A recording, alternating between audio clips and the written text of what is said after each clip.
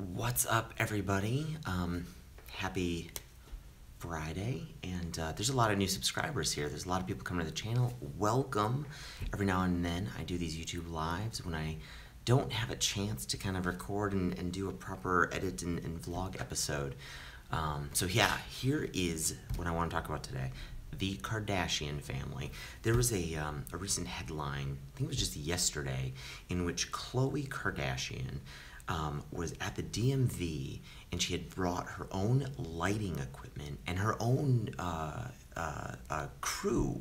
I think she brought maybe the lighting director of the show, the Keeping Up with the Kardashian show, along to the photo of her at the DMV. Right? How vain, how silly, right? I mean, she's not happy with the out-of-the-box DMV photo. The author of the article that I had read of the news talking about this even said something like, if you're going to pull this move, be prepared for everybody to make fun of you. But I think that's the secret of the Kardashian family. In 1968, these two guys, these two professors of psychology at like Columbia University and New York University? I don't have that right.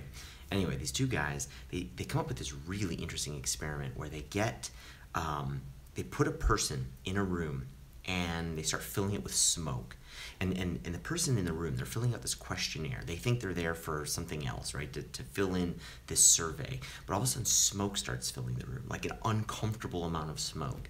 And with that one person in the room, they wanted to see, like, how long is it going to take them to tell us that something is wrong? There's no fire alarm. There's no other indication of, like, something else is going on. It's just them alone in a room with an uncomfortable amount of smoke.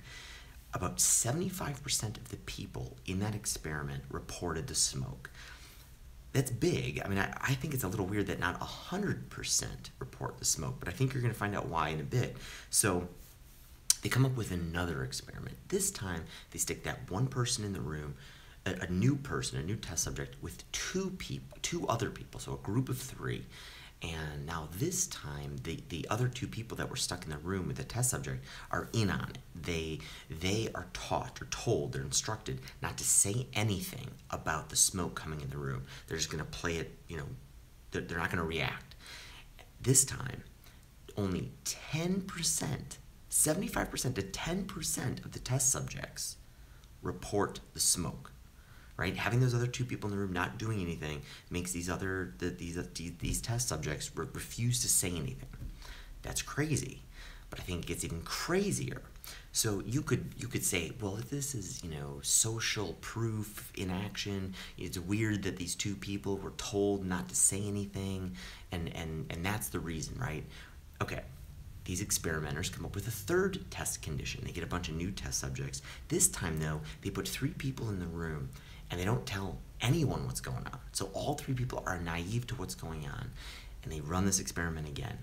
This time, only one person in the first 4 minutes of smoke coming in the room says something, right? It's becoming uncomfortable, and only one person says anything out of like 24 people.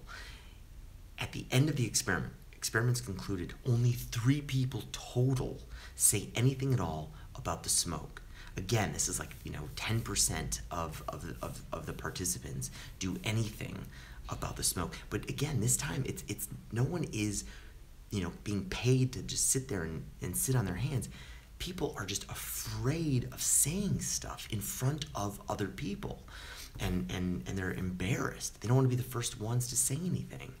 And this is crazy. This is just crazy to me. There's Max Temkin, a friend of mine, had brought this to my attention on Twitter, and he brought up someone who kind of wrote about this research, and this person had mentioned that, like, fire alarms, you think fire alarms are for fire, but that's not true at all. Fire alarms are not about indicating fire. If anything, fire alarms are constantly going off, right? False alarms. Most people don't even trust fire alarms anymore. Fire alarms have nothing to do with fire.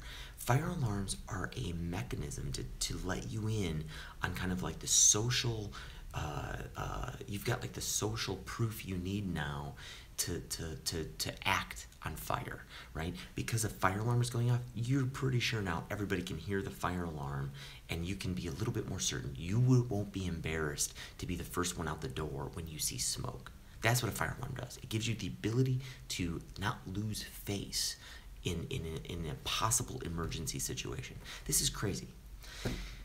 Let's go back to the Kardashians. So the Kardashians, Keeping Up with the Kardashians, popular show on the E! Network, if you're not in the know, but most people are. They've been on the air for like 14 seasons. They just signed like a $150 million deal for like another 5 at least.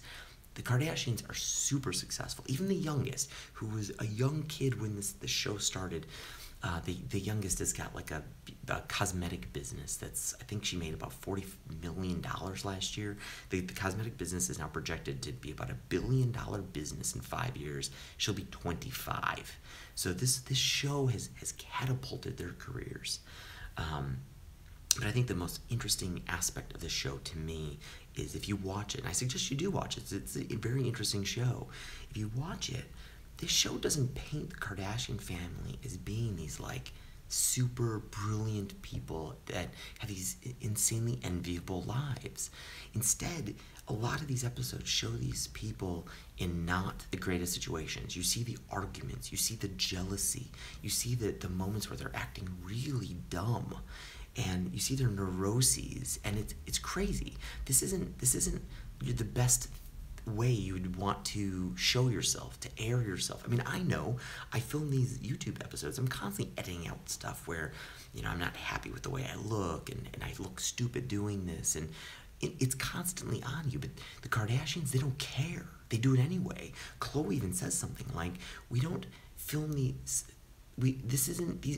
episodes that they're juicy to us, but they are juicy to other people, and they just do it anyway, right? That's the game they play. And when you look back at what Khloe was doing with this DMV, I mean, most of us would want a better photo on our government-issued ID, on our driver's license, but Khloe's the only one who bothers to do something about it.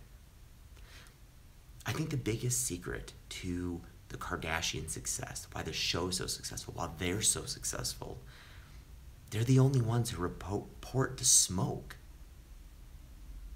So that's it. I mean, I think watching them and paying attention to what they're doing, about how they're able to kind of shake off embarrassment and do stuff anyways, is a key to unlock a lot of the stuff that's holding you back, that's holding me back.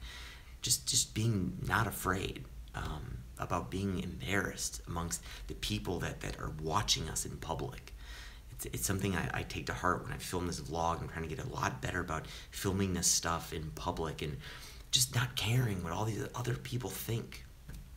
Anyway, I hope that motivates you to do something that you're holding back on, and I hope you dig these videos.